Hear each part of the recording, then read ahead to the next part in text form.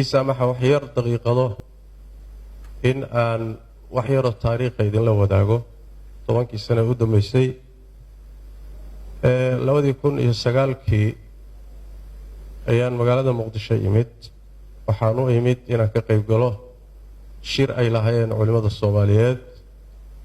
وحلقي دولدي شريف لغو ديسي جيبوتي oo ay magaalada Muqdisho timi shirkaas go'aamo iyo bayaan baa ka soo baxay culimada Soomaaliyeed soo saareen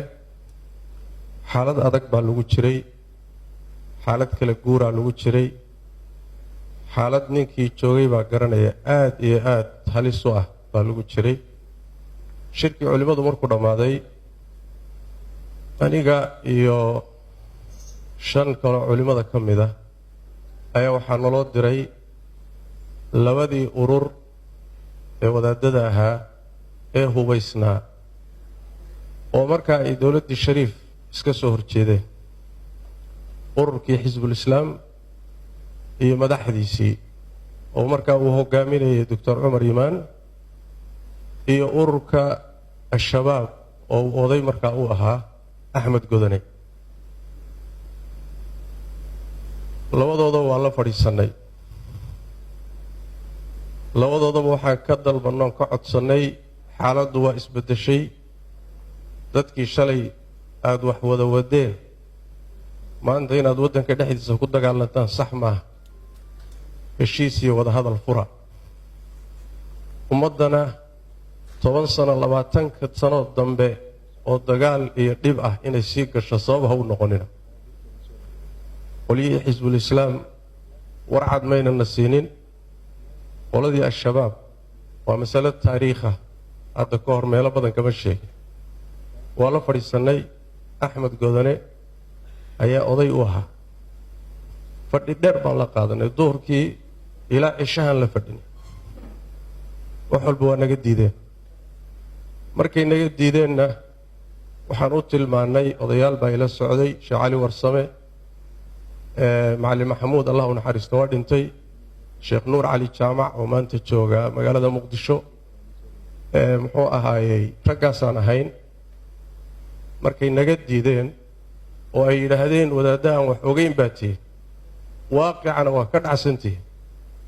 أفر كن واحد جوغي وغانديانا مقالة مقدشو أفر تكون واحد دين قلم بان إرينا annaguna waxaan ku nidhi ma eri kartaane 40 kun horta 20 kun iyo 30 kun bay ku imaan doonaan kulankaas markay wax walba naga diideen waxaan ku nidhi mushkiladu way sii siyaadi doontaa idinkii xisbul islaamna waad islayn doontaan ummadda qaybteeda kalena waad islayn doontaan ciidamadan hadda aad leediin waan saaraynaana way soo siyaadi doonaan marka dambana waxaad isu rogi doontaan idinkii ummadda inteeda kale inaad noqotaan culimadii saasay u jeediyeen waana ka soo tagnay maalinkii labaad baan aniga keligii ku noqday maalinka labaad waxaan kala niqaashayo masaa'il diini ah oo ku saabsan gaalaysiinta muslimiinta xaqdarro lagu gaalaysiinayo iyo dhiiggooda la bannaysanayo niqaash dheer baan kala galay Axmed Godane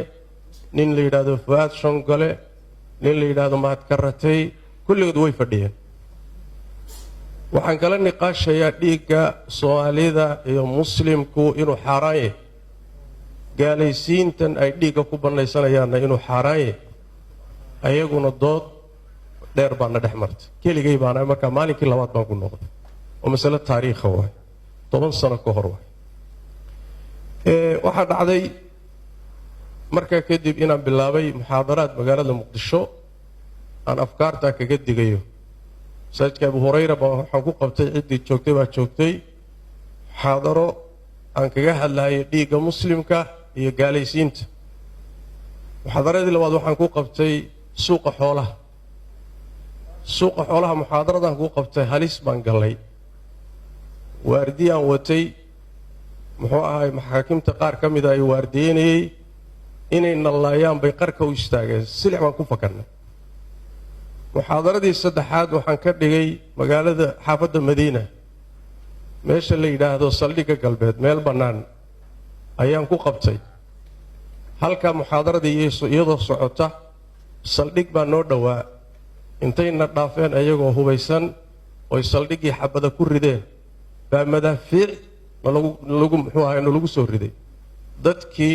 way isjiireen wax carara caruurtii dumarkii halis baa la galay waxay ahayd 10 sano ka hor bay ahayd magaalada muqdisho ahayd markhaati baa laga wadaa waxaan raacay wafdigii qadar aaday xilliga isaga ah oo odayaal iyo culimo isugu jiray oo ay ka mid ahaayeen odaygii la dhihi jiray muxuu ahaayey nabadoon xasan muxuu ahaayey xaad inuu nool yahaan u malaynayaa waxaa ka mid ahaa axmed diiriye nabadoon axmed diiriye allah u naxariisto inuu dhintaan u malaynayaa qadar wafdigii aaday baan ka mid ah waan soo noqday magaalada nairobi baan ku noqday muxaadaraad musalsal ah oo aad u badan oo dhiigga iyo gaalaysiinta ku saabsan baan ka galay kadib munaasabad kasta oo ummadda lagu qarxiyo ama dhib loogu geysto munaasabad kasta waxaan kaga hadli jiray khudbado iyo muxaadaraad baan kaga hadli jiray wixii aan kari karnana ummadda waa ula soo gurmanaynay tii u dambaysay zobe oo midda hadda aad xusuusataan ah waxaan ka galay khudab fara badan wixii ilaahay uuna waafajiyeyna ummaddan u keenno oo u soo ururinay xataa waxaa dhacday in anigoo jooga magaalada nairobi intii uu noolaa axmed godane waa qadiyad hadda ka hor cidna aana u sheegin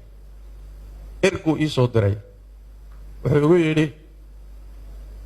waxaan farriin kaaga wadaa nin buu ii soo diray waxaan farriin kaaga wadaa ninkii odayga ahaa